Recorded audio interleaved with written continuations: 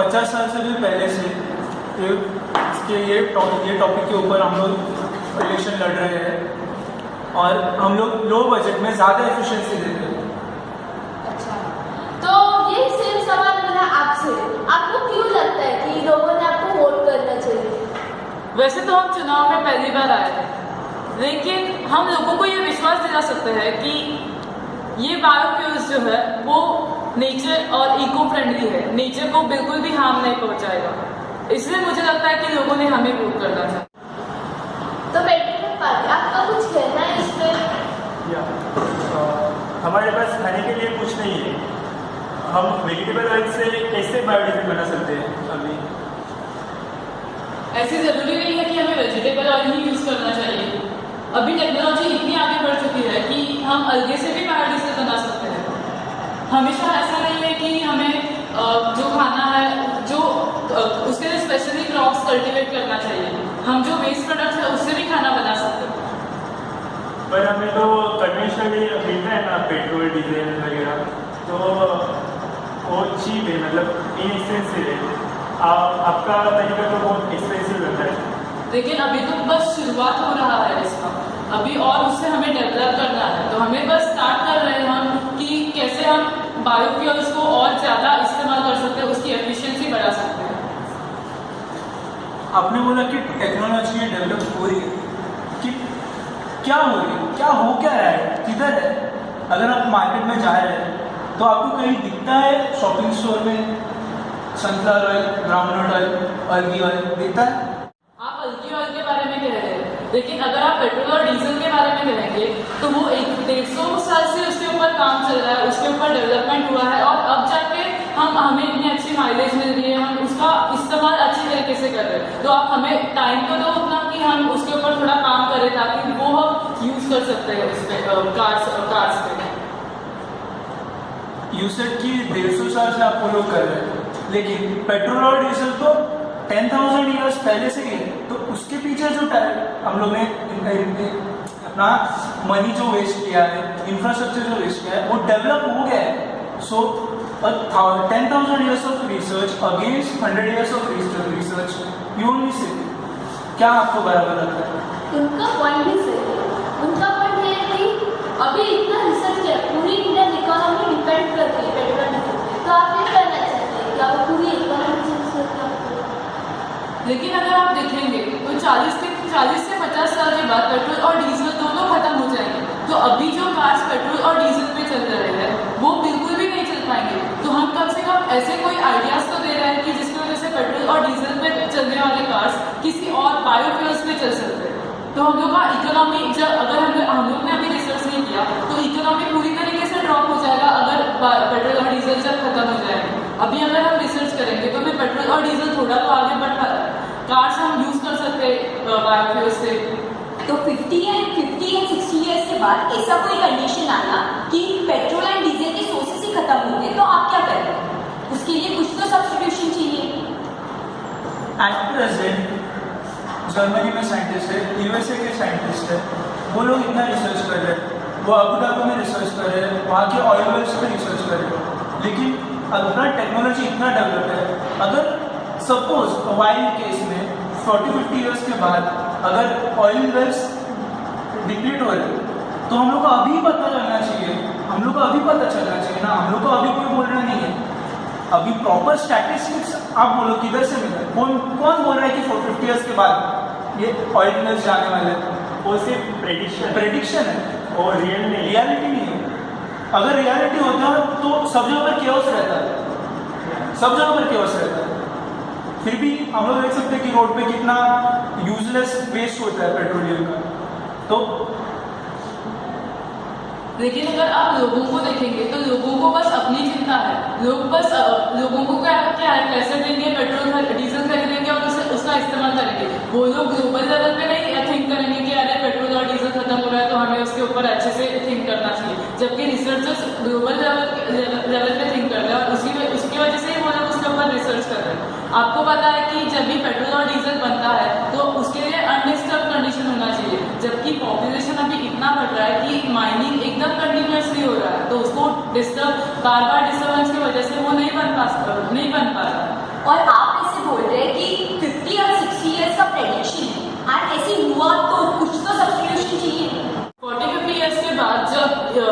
Petrol और diesel खत्म हो जाएगा तो इकोनॉमी अपने आप गिर जाएगा, तो आप कैसे इसे बैलेंस कर सकते हैं? क्योंकि अभी जो हम लोग इकोनॉमी रिसर्च पे वेस्ट कर रहे हैं, इससे अच्छा वो हम लोग पीपल के एजुकेशन पे वेस्ट कर सकते हैं, स्पेंड कर सकते हैं। क्योंकि 100 करोड़ की पॉपुलेशन में देयर आर ओनली कितना 1000 researchers and others are illiterate people. तो अगर हम लोग वो लोगों को कम फ्यूल यूज़ करने को सिखाएंगे तो वो अपना फ्यूल बचेगा, सो वैसे फ़ायदा हो सकता है। आप बोलेंगे आप रिसर्च में पैसा वेस्ट कर रहे हैं, बट एक बात आपको भी ध्यान में रखनी चाहिए कि रिसर्च में कभी पैसा वेस्ट नहीं होगा। कुछ साल बाद ये तो आपको एक्सेप्ट करना है कि पेट्रोल डीजल खत्म होने ही वाला है, उससे कुछ ना कुछ तो रिसर्च करना ही पड़ेगा। तो ये बात आप नहीं कह सकते कि हम लोग रिसर्च पे पैसा वेस्ट कर रहे हैं, इसलिए हम इन्वेस्ट कर रहे हैं अपने फ्यूचर के लिए। अगर आप देखेंगे कि हमारे घर में जो कूड़ा लेने आता है वो बिल्कुल भी पढ़ा लिखा नहीं है, लेकिन वो देश को साफ करने का काम कर रहा है, और जो पढ़े लिखे लोग हैं वो लोग कूड़ा फैलाते हैं। तो हम जब वो लोगों के ऊपर डिपेंड करता है कि अगर वो लोग लिटरेट है तो भी उनके ऊपर डिपेंड करता है कि वो लोग कैसे फ्यूल्स को यूज कर सकते हैं। हम लोग बायोफ्यूल्स के बारे में बात कर रहे हैं, फिलोसफी के बारे में नहीं। अगर पढ़े लिखे कचरा फैला रहे हैं तो फैला रहे वो ठीक है, और जो लोग साफ करते हैं उनको सैलरी मिलता है, इसलिए वो साफ करते हैं, एम्प्लॉयमेंट मिलता है, और वो डिग्निटी ऑफ लेबर है। कोई भी काम बड़ा है छोटा नहीं होता है, काम होता है। तो मैंने भी ऐसे नहीं कहा कि कोई भी काम छोटा या बड़ा नहीं होता। मैं बस ये कह रही हूँ कि आपने कहा कि हमें इन्वेस्टमेंट को छोड़ के रिसर्च को छोड़ के रिसर्च में इन्वेस्ट करने का छोड़ के एजुकेशन पे पैसे खर्च करना चाहिए। और एजुकेशन तो हो ही रहा है ना, म्यूनसिपल गवर्नमेंट का तो बहुत कुछ है कि म्यूनसिपलिटी स्कूल होता है कि वहाँ पे बच्चों को फ्री में पढ़ाया जाता है, खाना दिया जाता है। आप जो बायोडीजल बनाना चाहते हैं उसके लिए अभी बहुत सारा इंफ्रास्ट्रक्चर लगेगा, पर अभी हमारे पास पेट्रोल डीजल के लिए ऑलरेडी बना हुआ इंफ्रास्ट्रक्चर है, तो petrol and diesel are the best rather than biodiesel. लेकिन बात वहीं पे आती है कि पेट्रोल डीजल खत्म होने के बाद क्या, हम उल्टा आपको हेल्प कर रहे हैं कि हम जो बायोफ्यूल्स बना रहे हैं वो पेट्रोल और डीजल में थोड़े अमाउंट में मिक्स करेंगे तो फिर पेट्रोल और डीजल सेव हो सकता है, थोड़े और ज़्यादा ईयर्स के लिए यूज़ हो सकता है। तो उल्टा हम आपको हेल्प कर रहे हैं कि पेट्रोल और डीजल थोड़े ज़्यादा साल तक यूज़ कर सकते हैं। हमारे रिसर्च की वजह से आपका पेट्रोल और डीजल ज़्यादा यूज़ हो रहा है। लेकिन इधर पब्लिक को खाने को नहीं है और आप लोग वो फूड को फ्यूल बना रहे हैं, दैट इज यूजलेस। इससे अच्छा जितना हम लोग एक्सपेंस रिसर्च में वेस्ट कर रहे हैं, उससे अच्छा कोई जो अपने के पास अवेलेबल रिसोर्सेज पहले से ही है उसी को डेवलप करते हैं कि ऐसे ही कार्स बनाते हैं जिसका एफिशिएंसी एटलीस्ट 99% ऐसे का some other alternatives.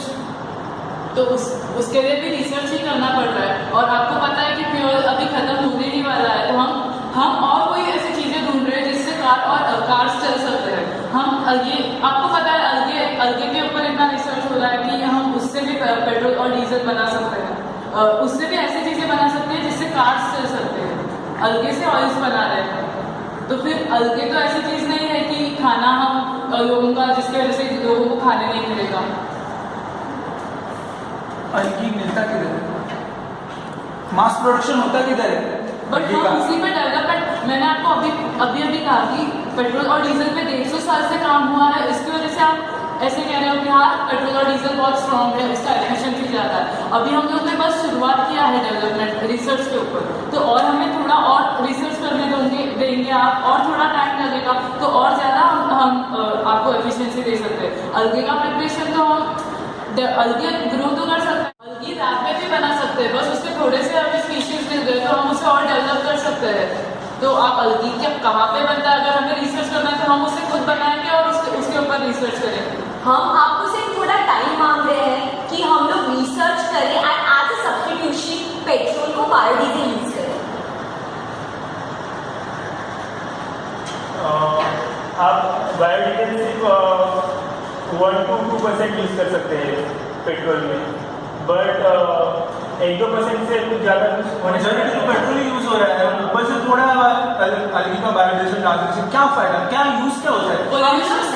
Pollution control होता है, उससे 1-2% से भी बहुत ज़्यादा कंट्रोल होता है पोल्यूशन पे। बहुत इस बार ग्लोबल, अभी हम आपको अगर कहा जाए कि ग्लोबल वार्मिंग को कंट्रोल करें तो पेट्रोल और डीजल सबसे ज़्यादा पोल्यूशन कॉज करता है, जिसकी वजह से ग्लोबल वार्मिंग हो रहा है। ये 1-2% से भी बहुत ज़्यादा पोल्यूशन कम होता है। एंड अभी हम लोग 1-2% ऐड कर रहे हैं, बाद में ऐसे कुछ डेवलपमेंट करेंगे जिससे पूरा हम लाइक 50 to 60% बायोडीजल यूज कर सकते हैं। डेवलपमेंट तो बात की बात है ना, अभी एट तो प्रेजेंट वही बोल रहे हैं हम हम लोग कि वो फ्यूचर है, तो अभी हम स्टार्ट करेंगे तो बाद में इम्प्लीमेंट कर पाएंगे। ठीक है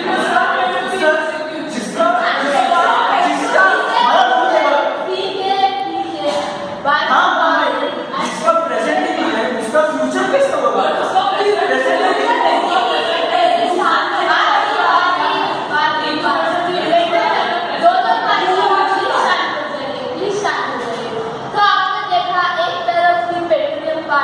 और एक तरफ से बाथरूम पार्टी, एक है रिन्यूएबल तो एक है नॉन रिन्यूएबल, बट एक है इनएक्सपेंसिव तो एक है इको फ्रेंडली। तो अब आपका चॉइस है कि आपको किसके साथ जाना है और किसके अगेंस्ट। Thank you. तो अब हम देखते हैं कि लोगों की इसके ऊपर क्या राय है।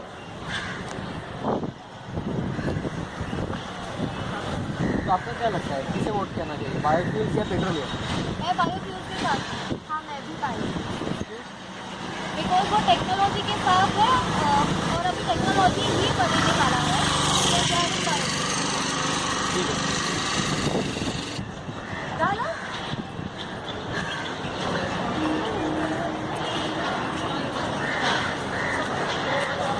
तो आपको क्या लगता है किसे वोट करना चाहिए, बायोफ्यूल्स या पेट्रोलियम? क्यों? क्योंकि ये तो हमको पता है कि 40-50 ईयर्स के बाद petroleum are going to be, so we want some subsidy for petroleum, so we go for biofuel, so we will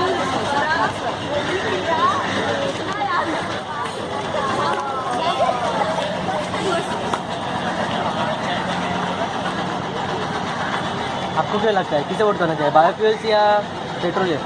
ये बायोफ्यूल क्या होता है? देखो बाबा, मेरे को जिसमें फ़ायदा है मैं वो यूज़ करेगा बस।